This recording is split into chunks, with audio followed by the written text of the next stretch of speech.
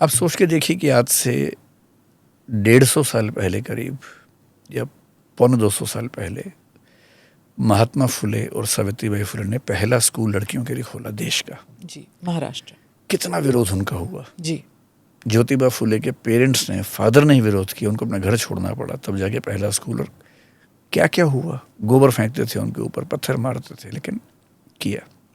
लड़कियां पढ़ सकती हैं, ये हमारे समाज ने 160-70 साल पहले पहली बार सोचा, इतने विरोध के बाद। डॉक्टर अंबेडकर को तो बहुत समय नहीं हुआ अभी। उनका जन्म लगभग तभी हुआ जब ज्योतिबा फुले अपने अंतिम दौर में थे। और अंबेडकर जी को जब स्कॉलरशिप वगैरह मिल गई, कोलंबिया पढ़ के आ गए, लंदन स्कूल ऑफ इकोनॉमिक्स पढ़ के आ गए, 1918 में जब बड़ौदा राज्य की नौकरी में आए, मतलब सिविल सर्वेंट, मिलिट्री सेक्रेटरी थे बड़ौदा राज्य के वो, और उनको पूरे शहर में रहने को एक घर तक नहीं मिला। पारसी धर्मशाला में नकली नाम से, पारसी नाम से रहे, और जब लोगों को पता लगा उनको धक्के मार के वहाँ से निकाला गया। और वही डॉक्टर अंबेडकर इसलिए पढ़ पाए क्योंकि उनके फादर सूबेदार नायक थे सेना में, इसलिए पढ़ गए। और जब पढ़ने गए, उनकी छोटी सी आत्मकथा है, बहुत छोटी सी, अगर आप कोई पढ़ें, वेटिंग फॉर ए वीज़ा नाम है उसका, 6 ही चैप्टर्स हैं उसमें, छोटे छोटे। वो बता रहे पहले चैप्टर कि मैं जब स्कूल गया तो मैं अपनी क्लास में अकेला एससी बच्चा था, तो कुछ कंडीशंस में मुझे रखा गया स्कूल में, क्योंकि मेरे पिताजी सेना में थे, वरना तो मैं जा ही नहीं सकता था। चप्पलों के पास में बैठता था जहाँ सबकी चप्पलें रखी होती थी। जब लंच करना हो तो दीवार की तरफ मुंह करके लंच करता था, कोई और देख ना ले मुझे खाते हुए। मेरे लिए पानी की व्यवस्था अलग थी, अलग से खड़ा था, वहीं से पीना होता था। और अगर वो पियोन नहीं है, वो पियोन थोड़ा ऊपर से पानी डालता था ताकि टच ना हो जाए। उन्होंने लिखा है, नो पियोन नो वाटर। जिस दिन चपरासी नहीं आएगा मुझे पानी नहीं मिलता था।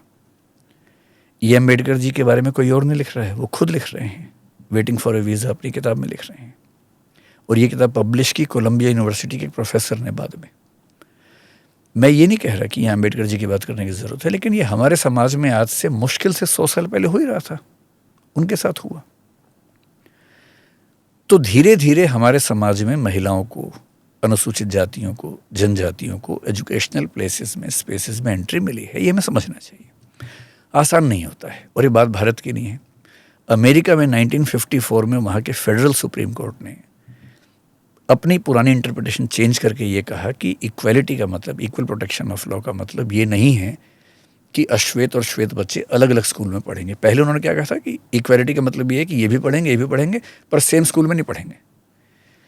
उसी सुप्रीम कोर्ट ने सिविल राइट्स मूवमेंट के समय अपनी इंटरप्रिटेशन को चेंज किया और कहा कि राइट जो इक्वलिटी है, इक्वल प्रोटेक्शन, उससे सही मतलब ये है कि बच्चे न केवल पढ़ेंगे, एक साथ पढ़ेंगे।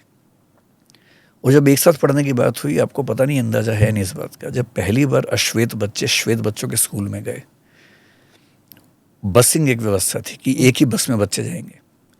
शुरुआती समय में बच्चों को एक कार में लेके जाते थे, कार के आसपास वो लगे होते थे लोहे के, मतलब बंकर जैसा बनाते थे कि उसको लोग मार ना दे पत्थरों से।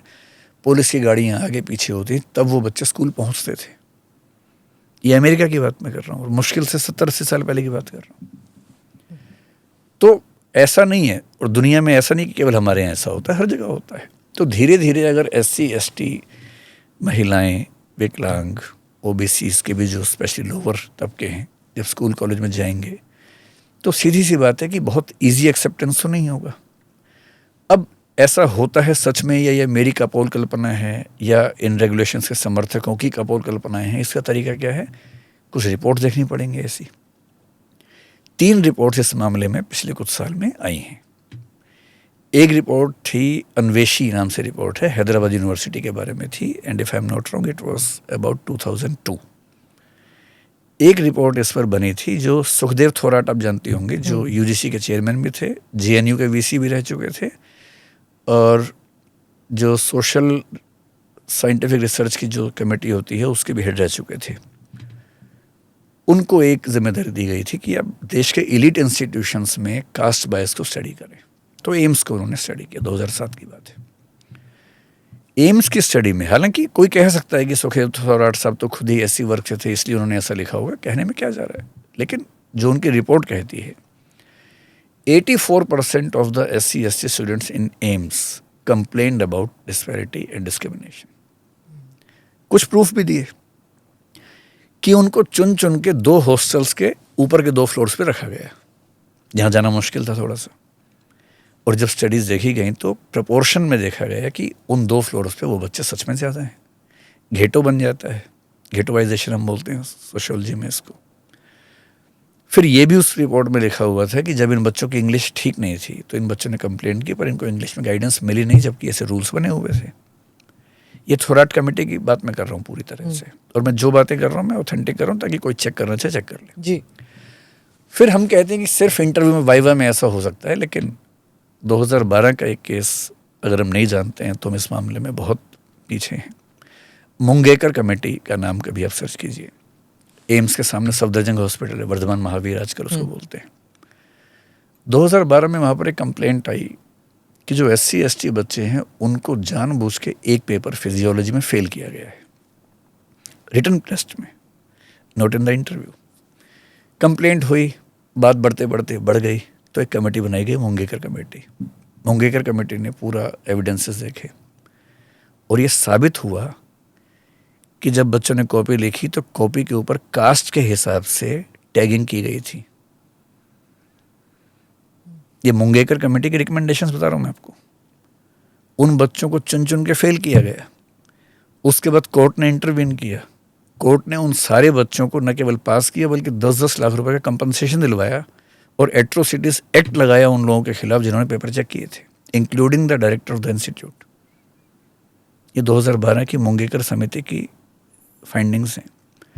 मैं ये नहीं कह रहा कि हर कॉलेज में, हर इंस्टीट्यूशन में हर व्यक्ति ऐसा करता है। मैं जनरल से हूँ, मैं ऐसे बहुत लोगों को जानता हूँ जनरल से हैं और बहुत सेंसिटिव हैं जी। उनको समझ में आता है कि भाई जो लोग, भाई मैं आज यहाँ पहुँचा हूँ उसमें बहुत बड़ी भूमिका मेरी बैकग्राउंड की है। मेरे पेरेंट्स प्रोफेसर रहे, टीचर रहे, मुझे बहुत सारे फ़ायदे मिले हैं।